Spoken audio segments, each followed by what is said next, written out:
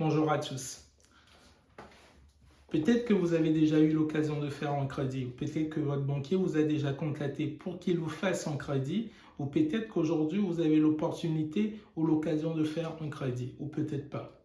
Ce qu'il faut savoir, c'est qu'il y a deux types de crédits. Vous avez un bon crédit et vous avez un mauvais crédit.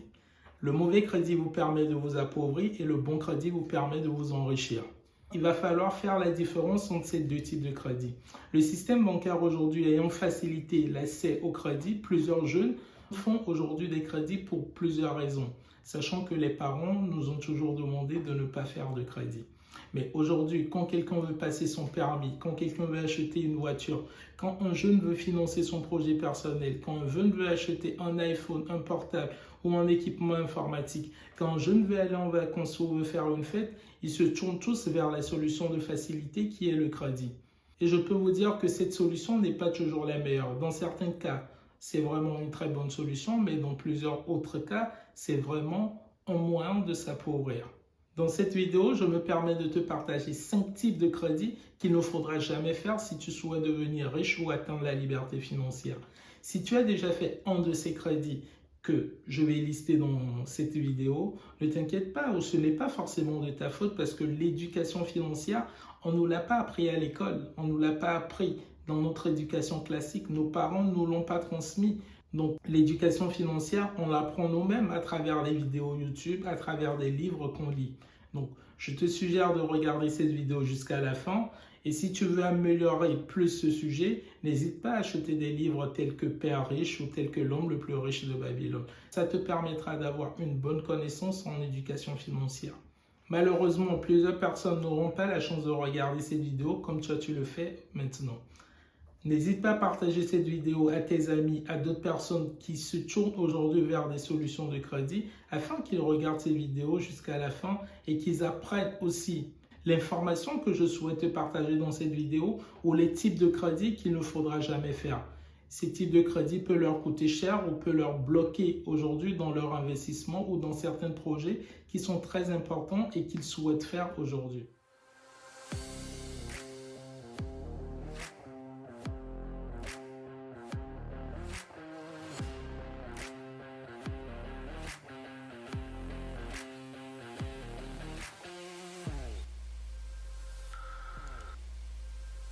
Si tu es nouveau ici, je suis Emerson Dumaché. Je te parle de la gestion et de la liberté financière et tout ce qui concerne l'argent en général.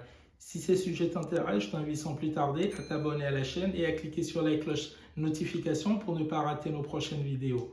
À la fin de cette vidéo, n'hésite pas à mettre un like ou un commentaire. Ça permettra au référencement de la chaîne et ça permettra de booster cette chaîne.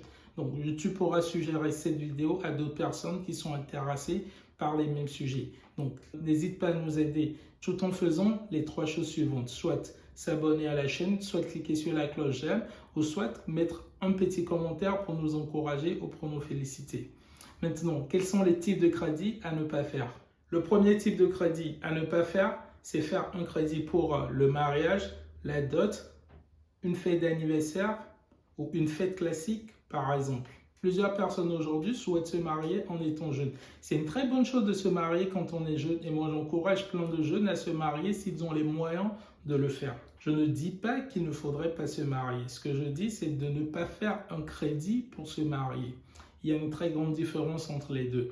Un mariage, normalement, c'est une cérémonie qu'on fait soit à la mairie, soit à l'église, et il y a une petite réception à la maison ou il y a une fête à la maison pour recevoir ses amis ou les proches ou la famille. Mais avec les réseaux sociaux, avec les films romantiques qu'on a et tous les placements de produits qu'on a, tout le monde veut faire un mariage gigantesque. Tout le monde veut faire des mariages à des dizaines de milliers d'euros, à des centaines de milliers d'euros, et en voulant faire le truc le plus extraordinaire. C'est très intéressant de dire que le mariage, c'est qu'une fois dans la vie. C'est totalement vrai. Mais n'oubliez pas que la première cause de divorce, c'est des problèmes d'argent. Donc, vous n'avez pas les moyens, mais vous voulez faire un mariage comme les riches. Vous voulez impressionner qui? C'est là le vrai problème. Pourquoi impressionner des gens? Vous voulez impressionner la belle famille? Parce que moi, je ne comprends pas. Si vous n'avez pas de moyens pour faire un mariage énorme, ne le faites pas. Faites un mariage avec les moyens que vous avez. Pourquoi faire un crédit aujourd'hui pour aller faire un mariage, sachant que vous allez débuter votre vie en couple? Pourquoi débuter aujourd'hui votre vie de couple avec un crédit et non, sachant que ce même problème d'argent peut être la cause de votre rupture? Aujourd'hui, je connais plein de gens qui ont fait des crédits. Sans vous mentir, il y a plein de jeunes aujourd'hui qui ont fait des crédits pour faire par exemple des dots, pour faire leur mariage. Et aujourd'hui, ils le regrettent. Ils le regrettent principalement. Moi, j'ai un ancien collègue qui avait prêté 27 000 euros pour organiser son mariage au Sénégal. Mais aujourd'hui, il est en train de payer ses frais et il le regrette totalement. Et ces 27 000 euros le bloquent aujourd'hui dans des projets qui pouvaient lui ramener beaucoup plus d'argent. Et aujourd'hui, il le regrette complètement. Donc pour moi, si vous souhaitez faire un mariage, c'est bien de le faire. Soit économiser pour faire un grand mariage, si vous voulez faire un grand mariage, ou soit faites un mariage avec les moyens que vous avez. Inutile de vouloir impressionner qui que ce soit. Si vous n'avez pas les moyens de faire votre mariage, patientez, prenez le temps et économisez pour. Mais vous ne pouvez pas faire un crédit aujourd'hui pour faire une fête, faire danser les autres ou faire boire, acheter de la boisson et remettre à d'autres personnes pour qu'ils boivent et que vous, pendant les 5 prochaines années, vous êtes là à payer les frais de la fête que vous avez organisée. Donc, ce n'est pas du tout raisonnable en fait pour moi. Réfléchissez très bien avant de vouloir faire un crédit, soit pour payer la dot, soit pour payer votre mariage ou payer un anniversaire ou une fête quelconque. Si tu souhaites devenir riche ou atteindre la liberté financière, il y a certains types de crédits qu'il ne faudra jamais faire. Et faire un crédit pour le mariage, pour la dot ou pour une fête d'anniversaire, par exemple, en fait partie. Vous ne devez jamais faire ces genres de crédits parce que ce sont des crédits qui vont vous appauvrir. Surtout lorsque vous faites un mariage, vous n'allez pas débuter votre vie de couple avec une dette. C'est juste créer des problèmes même avant de rentrer dans le couple. Deuxième type de crédit à ne jamais faire, c'est de faire un crédit pour acheter une voiture ou soit d'acheter une voiture à crédit. Aujourd'hui, 38% des emprunteurs jeunes, moins de 30 ans, font un prêt en moins de 15 000 euros pour acheter une voiture. Mais en vrai, si vous n'avez pas d'argent pour acheter une voiture, est-ce que vous avez de l'argent pour entretenir une voiture? Posez-vous cette question si vous souhaitez un jour faire un crédit pour acheter une voiture. Parce qu'une voiture, ça coûte extrêmement cher. Vous avez les frais d'assurance à payer, vous avez les frais de réparation, vous avez de l'essence, de carburant à mettre dans votre voiture. Vous avez, comme on l'appelle, les frais de parking si vous n'avez pas de parking. Vous avez des imprévus comme des amendes. Donc, il faut avoir un budget aussi pour ces types de prévisions. Donc, une voiture, ça vous revient pratiquement beaucoup plus cher, plus que ce qu'on le pense. En plus, une voiture, ça perd de la valeur. Et cette perte de valeur entraîne une perte de capital. Prenons un exemple tout simple. Vous achetez une voiture neuve aujourd'hui à 20 000 euros et vous faites un crédit de 20 000 euros sur 7 ans. Donc, sur ces 7 ans, vous allez payer environ 22 000 ou 23 000 euros. Donc, le banquier va vous avoir avec ses intérêts et les frais d'assurance que vous allez payer qui vont vous coûter peut-être à 2 000 euros ou peut-être 3 000 euros en plus de la valeur de la voiture. Cette voiture, au bout de 7 ans, vous allez le vendre, si vous arrivez à bien l'entretenir, vous allez le vendre peut-être à 10 000 euros, sachant que vous l'avez acheté à 20 000 euros. Donc, votre voiture a perdu de la valeur. Et cette perte de valeur, vous l'avez eue, sachant que vous dépensez tous les mois environ 100 euros sur votre voiture, l'assurance, le carburant, les frais annexes qui vont avec. Vous avez toutes ces dépenses que vous faites tous les mois, mais la voiture perd toujours de la valeur. Une voiture que vous avez achetée pour un frais total de 23 000 euros par exemple, vous allez le vendre à 10 000 euros et vous allez perdre 13 000 euros. Si vous faites l'erreur d'acheter une voiture neuve en première, sachant que vous n'avez pas d'argent, ce n'est pas si grave, mais ne vous faites pas avoir une deuxième fois par votre banquier qui va aussi prendre les frais d'intérêt et d'assurance là-dessus. Donc, réfléchissez très bien. Si vous n'avez pas d'argent aujourd'hui pour acheter une voiture, tournez-vous vers des voitures d'occasion. Aujourd'hui, vous avez plusieurs sites. Vous avez le Bon Coin, vous avez plein de sites aujourd'hui qui vous permettent d'acheter des voitures d'occasion. Ça vous permet aujourd'hui d'économiser un peu d'argent et ça vous permet de ne pas faire de crédit. C'est le plus important parce qu'un crédit, c'est toujours la porte vers l'endettement. Donc, à quoi ça sert de s'endetter pour une voiture, sachant que cette voiture va perdre de la valeur? Donc, réfléchissez très bien avant de vouloir faire un crédit pour acheter une voiture. Et si vous êtes face à cette situation, Posez-vous juste la question, est-ce que cette voiture va vous rapporter de l'argent ou va vous faire perdre de l'argent? Et je peux vous dire que dans 90 ou dans 95% des cas, une voiture, ça va vous faire perdre de l'argent. Donc, évitez de faire un crédit pour acheter une voiture si vous souhaitez être riche ou si vous souhaitez atteindre la liberté financière. Si vous l'avez déjà fait, ce n'est pas grave. On va juste essayer de rembourser ce crédit rapidement pour se débarrasser de cette dette. Le troisième type de crédit à ne jamais faire, c'est de faire un crédit pour les vacances. On a 5% des jeunes qui font des crédits pour aller en vacances. Mais à quel moment on fait un crédit pour dire qu'on va aller profiter ou pour se faire plaisir? Si vous ne travaillez pas, les vacances, ce n'est pas pour vous. Avant d'aller à vacances, cherchez un boulot, travaillez ou essayez de gagner de l'argent, économisez une partie et allez en vacances. Mais on ne fait pas de crédit pour aller en vacances. Ce n'est pas parce que vous avez un ami qui a posté une photo de Bali, qui a posté une photo à Londres ou à New York ou en Tanzanie par exemple, que vous allez faire un crédit pour voyager et aller découvrir aussi cet endroit. Si vous n'avez pas de moyens, on ne fait pas de crédit pour aller en vacances. Ça, c'est même pas discutable. Déjà, lorsque vous faites un crédit, ce crédit va vous suivre durant toute une longue durée. Et faire un crédit pour aller en vacances, ça veut dire que vous allez passer une semaine dans un coin dans le monde, vous allez profiter, vous allez chiller et vous allez revenir et payer ces une semaine que vous avez passée, vous allez le payer pendant 2 ou pendant 3 ans. Après, si tu n'es pas d'accord, je t'invite toujours à mettre ton avis en commentaire et on pourra en discuter. Mais moi, je pense aujourd'hui qu'il ne faut pas faire un crédit pour aller en vacances. Quatrième type de crédit à ne jamais faire, c'est de faire un crédit de consommation ou de payer en 10 fois. Plusieurs personnes ont déjà reçu un coup d'appel de leur banquier leur demandant de faire un crédit ou leur informant qu'ils ont la main pour faire un crédit s'ils le souhaitent.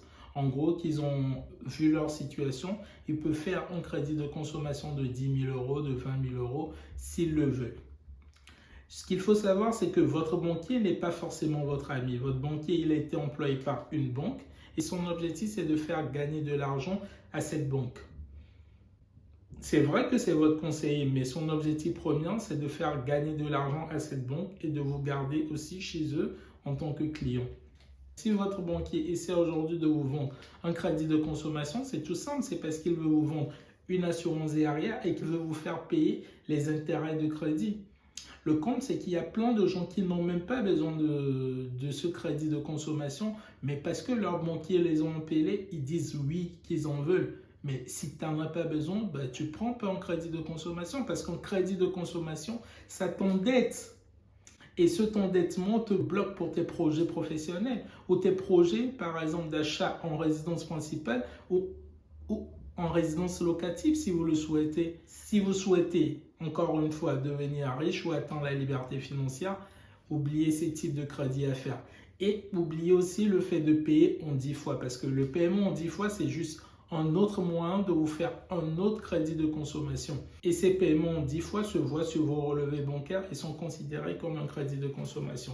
Ça vous bloque aussi dans des projets si vous souhaitez faire des projets. Le fait même qu'on vous propose un paiement en 10 fois, c'est juste un marketing ou c'est juste une façon de jouer sur votre psychologie.